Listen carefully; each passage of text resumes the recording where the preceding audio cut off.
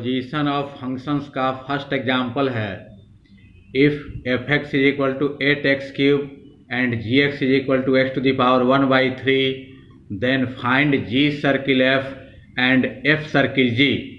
तो यहाँ से इसका सॉल्यूशन है गिवन दिया हुआ है F X is equal to दिया हुआ है 8x³, जी एक्स दिया हुआ है x⁻⁴ और हमें निकालना है जी सर्किल एफ। तो जी सर्किल एफ एक्स हो जाएगा, मतलब इसमें एक्स का इमेज बनेगा, तो यहाँ पर इंटू हो जाएगा, जी इंटू एफ एक्स लिख सकते हैं इसको। और एफ एक्स के जगह पर दिया हुआ है 8x³, जी यहाँ उतर गया और एफ एक्स के बदले में लिखा गया 8x³। अब यहाँ 8x³ का जी फंक्शन में इमेज बनेगा, तो जी में देखते हैं कि x का इमेज ये बन रहा है x⁻⁴ और यहाँ x के जगह आ गया 8x³। तो यहाँ भी x के जगह वही होगा, यहाँ x के जगह 8x³, तो यहाँ भी x के जगह 8x³ आ गया, पावर 1/3 उतर गया। अब इसके बाद इसको लिख सकते हैं, इतना को इसको 2x का होल क्यूब लिख सकते हैं, क्योंकि ब्रैकेट टूटेगा तो 2 का क्यूब 8 हो जाएगा, x³ भी हो जाएगा और ये पावर 1/3 यहाँ लिखा गया। इसके बाद ये ब्रैकेट जब तोड़ेंगे करली ब्रैकेट, ये पावर मल्टीप्लाई होगा, तो हो जाएगा 2x whole to the power 3 into 1/2। तो ये 3 कैंसिल हो जाएगा, ये 3 कैंसिल हो जाएगा और बच गया 2x टू दी पावर 1। तो 2x to the power 1 2x हो गया। तो इस तरीके से जी सर्किल एफ फंक्शन निकल गया, इसका यही रूल हुआ, x का इमेज बनेगा 2x। अब f सर्किल g निकालना है, तो f सर्किल gx को लिख सकते हैं f इंटू जी एक्स, और यहाँ f उतर गया और gx दिया हुआ है x⁻⁴ तो gx के बदले लिखा गया x⁻⁴। अब f फंक्शन में इसका इमेज बनाना है, तो यहाँ देखते हैं कि x के जगह पर आ गया x⁻⁴, तो यहाँ भी x के जगह वही होगा, 8 उतर जाएगा और यहाँ x के जगह x⁻⁴, तो यहाँ भी x के जगह x⁻⁴ और ये जो क्यूब है ये ज्यों का त्यों उतर गया। इसके बाद 8 यहाँ उतर गया, यहाँ ब्रैकेट टूटेगा, पावर मल्टीप्लाई हुआ 1/3 इंटू 3, तो यहाँ भी 3 कैंसिल हो जाएगा और बच गया x⁻⁴, यहाँ हो जाएगा 8x हो गया, x⁻⁴ हो गया 8x। तो यही f सर्किल g का ये रूल निकल गया, x का इमेज बनेगा 8x। सेकेंड एग्जाम्पल है if F X is equal to 4x + 3/6x - 4 x not equal to 2/3। तो ये एफ एक्स फंक्शन दिया हुआ है और इसमें दे रहा है कि x 2/3 के इक्वल नहीं होना चाहिए, क्योंकि x का वैल्यू अगर 2/3 रखेंगे तो यहाँ भी 2/3, यहाँ भी 2/3, तो नीचे जो है 3 से 6 कट जाएगा 2 बार में, 2 × 2 4 - 4 0 हो जाएगा नीचे। तो नीचे 0 होने पर ये अनडिफाइंड हो जाएगा, इन्फिनिटी हो जाएगा, जो कि रियल नंबर नहीं है। तो ये कोई भी फंक्शन, ये रियल फंक्शन है, तो ये फंक्शन का वैल्यू रियल आना चाहिए और वो तब आएगा जब x का वैल्यू 2/3 न हो। So that f circle F X is equal to x। तो दिखाओ कि f circle F X x होगा for all x not equal to 2/3, मतलब सभी x के लिए जो कि 2/3 के इक्वल ना हो, क्योंकि 2/3 रखने से नीचे 0 आ जा रहा है, इन्फिनिटी आ जाएगा। What is the inverse of f, और कहता है कि f का इन्वर्स क्या है, f का इन्वर्स भी बताना है और ये प्रूव करना है f circle F X is equal to x। तो यहाँ से सॉल्यूशन लिखा गया, गिवन दिया हुआ है, एफ एक्स दिया हुआ है 4x + 3/6x - 4 उतार दिया, x नॉट इक्वल टू 2/3 और f सर्किल एफ एक्स निकालना है, तो यहाँ सर्किल के बदले इंटू लिख सकते हैं f इंटू एफ एक्स, और एफ एक्स जो दिया हुआ है यहाँ पर f ये उतर गया और एफ एक्स का वैल्यू यहाँ से रख दिया, ये पूरा फ्रैक्शन।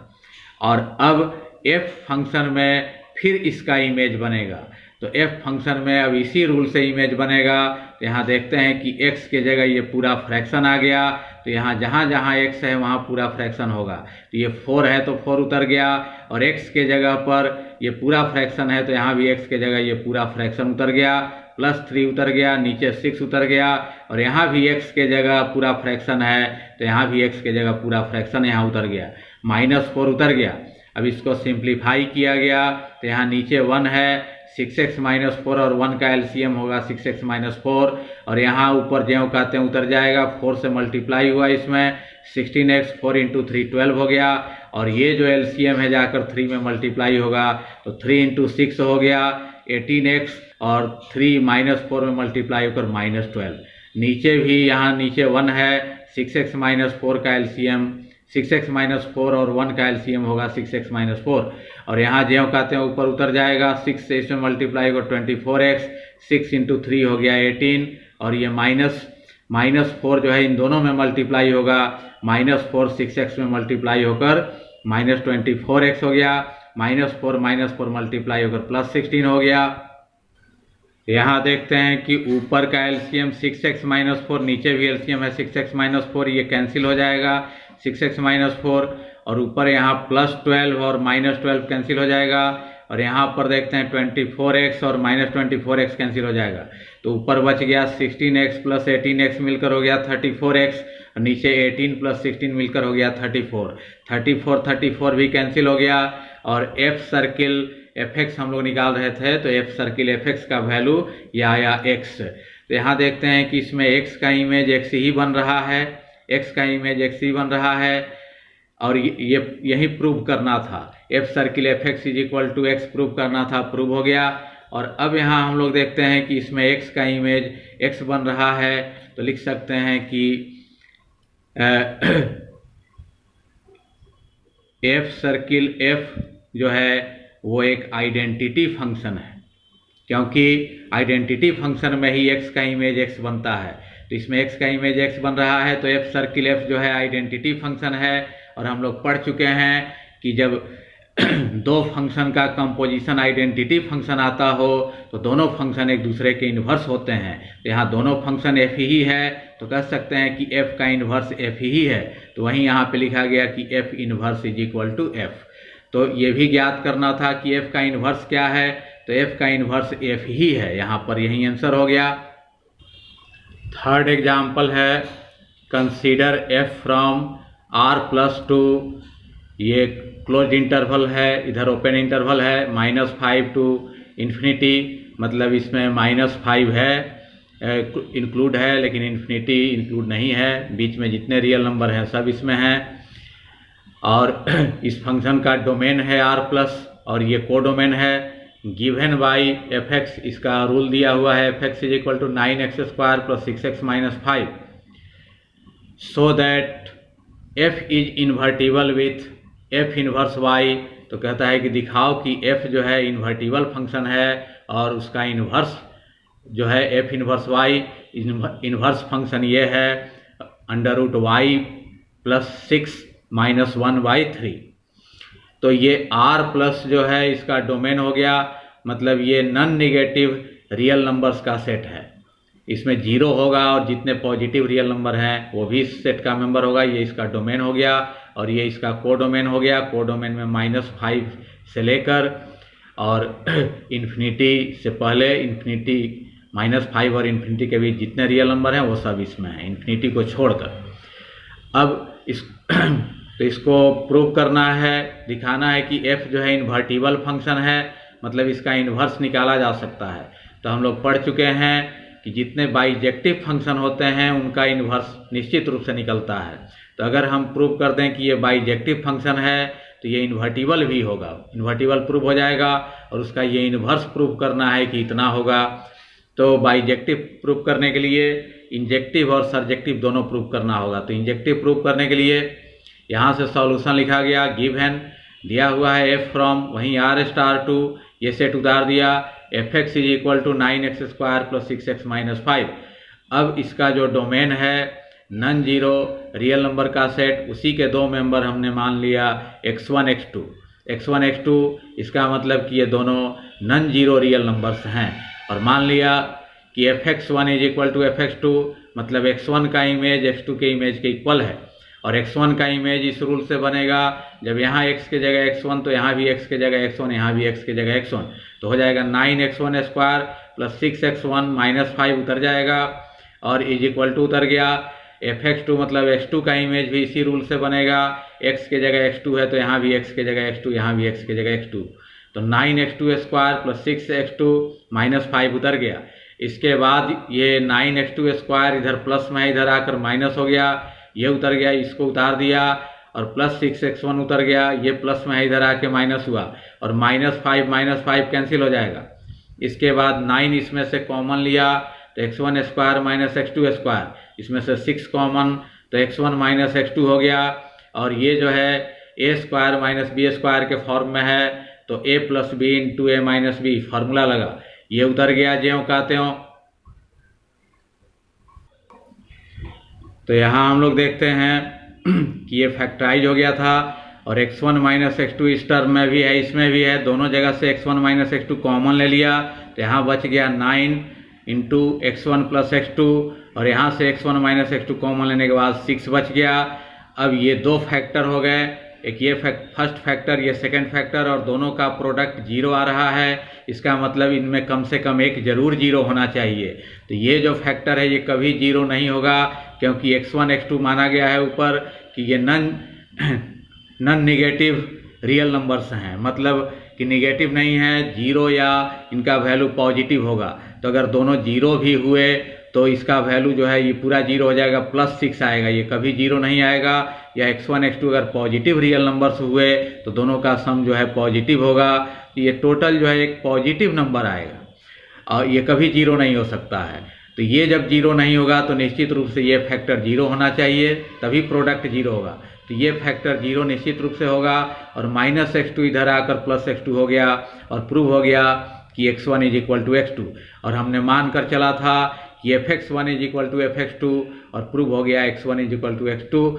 तो ऐसे फंक्शन को कहा जाता है injective, therefore f is injective. Injective prove हो गया, अब इसको सर्जेक्टिव भी प्रूव करना होगा, तो इसके लिए रेंज निकालना होगा। रेंज निकालने के लिए मान लिया fx is equal to y, x का इमेज y बन रहा है, तो यहीं y जो इमेज बन रहा है इसी का सेट रेंज कहलाएगा।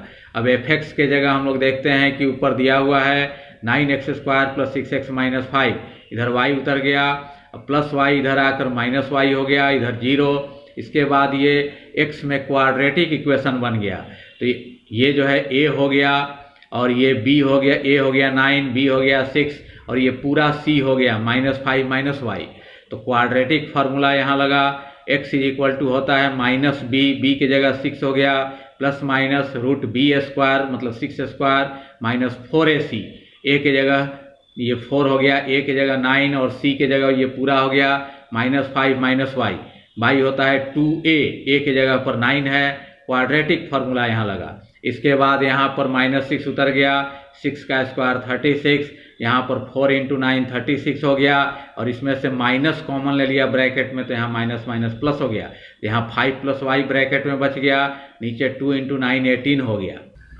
इसके बाद ये -6 उतर गया, प्लस माइनस, और यहाँ से 36 दोनों जगह से कॉमन लिया, तो यहाँ 1 बच गया, और यहाँ +5 प्लस y बच गया, नीचे 18 उतर गया। इसके बाद देखते हैं 36 का स्क्वायर रूट 6 बाहर निकल गया, और यहाँ स्क्वायर रूट के अंदर रह गया y, 1 + 5 6 हो गया। अब यहाँ से 6 दोनों जगह से कॉमन लिया गया, तो यहाँ पर -1, और यहाँ प्लस माइनस, और यहाँ से 6 कॉमन हो गया, तो रूट y + 6 हो गया, और नीचे जो कहते हैं 18 उतर गया। इसके बाद यहाँ से x यहाँ उतार दिया गया, और 6 से 18 कैंसिल हो जाएगा, नीचे 3 हो जाएगा, ऊपर ये ब्रैकेट के अंदर वाला उतर गया, -1 प्लस माइनस रूट y + 6 उतर गया। तो ये x के दो वैल्यू आ गए, एक बार यहाँ प्लस लेने से, एक बार माइनस लेने से, और x का वैल्यू जो है ये फंक्शन में x का वैल्यू उसके डोमेन से लिया जाता है, और फंक्शन का डोमेन दिया हुआ है r+, मतलब नॉन निगेटिव रियल नंबर का सेट है। तो x का वैल्यू जो होगा वो इसी सेट का मेंबर होगा, मतलब नॉन निगेटिव रियल नंबर होगा। तो x का वैल्यू निगेटिव नहीं होना चाहिए। अगर यहाँ पर माइनस साइन ले लेते हैं तो x का वैल्यू निगेटिव हो जाता है, तो x का वैल्यू निगेटिव नहीं होना चाहिए, तो यहाँ माइनस साइन भी नहीं होना चाहिए, यहाँ पर प्लस साइन होना चाहिए। तो जब यहाँ प्लस साइन लेंगे तो इस टर्म को आगे कर दिया, प्लस यहाँ छुप गया, और -1 को पीछे लिख दिया /3। तो ये जो वैल्यू होगा x का वो पॉजिटिव रियल नंबर होगा, और माइनस अगर ले लेते तो वो निगेटिव रियल नंबर होता। तो ये x का एक ही वैल्यू होगा, और इसको फर्स्ट इक्वेशन मान लिया। तो यहाँ देखते हैं कि x जो है नॉन निगेटिव रियल नंबर का सेट है, मतलब x का वैल्यू या तो 0 होगा या फिर पॉजिटिव होगा, 0 से बड़ा होगा। और x का वैल्यू यहाँ निकल चुका है, x का वैल्यू ये रख दिया इक्वेशन फर्स्ट से और ग्रेटर देन और इक्वल टू 0 लिख दिया। इसके बाद देखते हैं कि 3 जो है पॉजिटिव नंबर है, तो दोनों तरफ अगर 3 से मल्टीप्लाई करें तो साइन चेंज नहीं होगा, इधर 3 कैंसिल हो जाएगा, इधर 0 और 3 मल्टीप्लाई कर 0 होगा। फिर -1 दोनों तरफ अगर 1 ऐड कर दें तो इधर -1 कैंसिल हो जाएगा, इधर 0 + 1 1 होगा, मतलब यही -1 इधर आकर +1 हो गया। इसके बाद ये भी पॉजिटिव नंबर है, ये भी पॉजिटिव नंबर है, तो जो बड़ा पॉजिटिव नंबर होता है उसका स्क्वायर बड़ा होता है, छोटे पॉजिटिव नंबर का स्क्वायर छोटा होता है। तो दोनों तरफ अगर स्क्वायर कर दें तो इधर रूट हट जाएगा, इधर 1 का स्क्वायर होगा, तब भी यही साइन रहेगा। ये ट्रू है तो ये भी ट्रू होगा। इसके बाद देखते हैं कि ये 1 का स्क्वायर 1 हो गया, +6 इधर आकर -6 हो गया, 1 - 6 हो गया -5। तो यहाँ पर आ गया कि y का वैल्यू जो होना चाहिए वो -5 के इक्वल या उससे बड़ा होना चाहिए, और y x का इमेज माना गया था, और इमेज का ही जो सेट होता है रेंज होता है, मतलब y के वैल्यू का सेट रेंज होता है।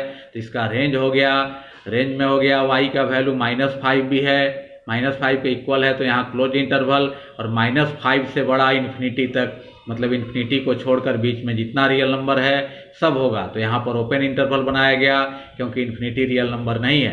तो ये इसका रेंज हो गया, और फंक्शन का कोडोमेन भी यहीं दिया हुआ है, ऊपर दिखाया गया था, इसका कोडोमेन भी फंक्शन का यही है। जब रेंज और कोडोमेन इक्वल हो जाए तो ऐसे फंक्शन को सर्जेक्टिव कहते हैं या ऑनटू कहते हैं। तो लिख सकते हैं देयरफॉर f इज सर्जेक्टिव, तो सर्जेक्टिव प्रूव हो गया। Now f is injective and surjective. अब f इंजेक्टिव भी है सर्जेक्टिव भी है। इंजेक्टिव पहले हम लोग प्रूव कर चुके हैं, सर्जेक्टिव भी प्रूव हो गया। तो दोनों जब हो गया तो कह सकते हैं कि therefore f is bijective, f bijective हो गया। और जो बाइजेक्टिव फंक्शन होता है वह निश्चित रूप से इन्वर्टिबल होता है, तो therefore f is invertible, f invertible prove हो गया। अब इसका इन्वर्स निकालने के लिए लेट ये fx is equal to y अगर मानते हैं तो f में x का इमेज जब y बनता है तो उसके इन्वर्स में उल्टा होगा, y का इमेज x बनेगा। और f इन्वर्स y को लिख सकते हैं, x का वैल्यू ऊपर निकल चुका है। यहाँ पर हम लोग देखे थे कि fx is equal to y मानकर ही x का ये वैल्यू यहाँ निकला था, वही वैल्यू यहाँ पे रख दिया गया, वही वैल्यू यहाँ पे रखा गया। x का x के बदले में √y + 1 - 1/3 ऊपर से रख दिया फ्रॉम फर्स्ट इक्वेशन से। तो ये f इनवर्स y का ये रूल बन गया, और इतना प्रूव करना था, प्रूव हो गया। फोर्थ एग्जाम्पल है let f from x to y be an invertible function. मान लो कि f जो है x to y एक इन्वर्टिबल फंक्शन है, मतलब इसका इन्वर्स निकाला जा सकता है, इसका डोमेन x है, कोडोमेन y है। सो दैट दिखाओ कि f double inverse is equal to f, मतलब f का 2 बार इन्वर्स निकालें तो f ही फंक्शन होगा। यहाँ से सॉल्यूशन लिखा गया, गिव एन दिया हुआ है, वहीं f from x to y, f जो है x to y फंक्शन है, इज एन इन्वर्टिबल फंक्शन। ये जो है एक इन्वर्टिबल फंक्शन दिया हुआ है। Let fx is equal to y, मान लिया कि f फंक्शन में x का इमेज y बनता है, तो x का वैल्यू इसके डोमेन से लिया जाएगा, मतलब x का मेंबर होगा, और जो इसका वैल्यू निकलेगा वो कोडोमेन का मेंबर होगा, मतलब y जो है y का मेंबर होगा। देन जब f फंक्शन में हम लोग देखते हैं f फंक्शन जो है x to y है, तो इसका जो इन्वर्स फंक्शन होगा उल्टा होगा, वो y to x होगा। और f फंक्शन में हम लोग देखते हैं x का इमेज y बन रहा है, तो उसके इन्वर्स में उल्टा होगा, y का इमेज x बनेगा। अब f इन्वर्स का भी इन्वर्स निकालें, इस f इन्वर्स का इन्वर्स तो उल्टा होगा, ये y to x है तो ये x to y होगा। और हम लोग देखते हैं कि f इन्वर्स में y का इमेज x बन रहा है, तो जब इसका इन्वर्स फिर अगर करेंगे तो उल्टा होगा, उसमें x का इमेज y बनेगा। अब हम लोग देखते हैं कि f डबल इन्वर्स जो फंक्शन है इसमें भी x का इमेज y बन रहा है, और f फंक्शन में भी x का इमेज y बन रहा है, तो ये दोनों में x का इमेज सेम हो गया। तो f double inverse x is equal to fx लिख सकते हैं, क्योंकि इसमें भी y बन रहा है, इसमें भी इमेज y बन रहा है, तो ये जो है ये इसके इक्वल हो गया। और ये फंक्शन जो है इसमें जो x का इमेज बन रहा है वहीं इसमें बन रहा है, मतलब दोनों में इमेज सेम बन रहा है, तो दोनों फंक्शन का रेंज भी सेम होगा। और दोनों फंक्शन में देखते हैं ये भी एक F V X to I है, F double inverse V X to I है, मतलब दोनों का डोमेन भी सेम है, कोडोमेन भी सेम है और दोनों का रेंज भी सेम है, दोनों में इमेज भी सेम बन रहा है, तो कह सकते हैं कि दोनों फंक्शन इक्वल होंगे। F double inverse is equal to F, यही प्रूव करना था, प्रूव हो गया।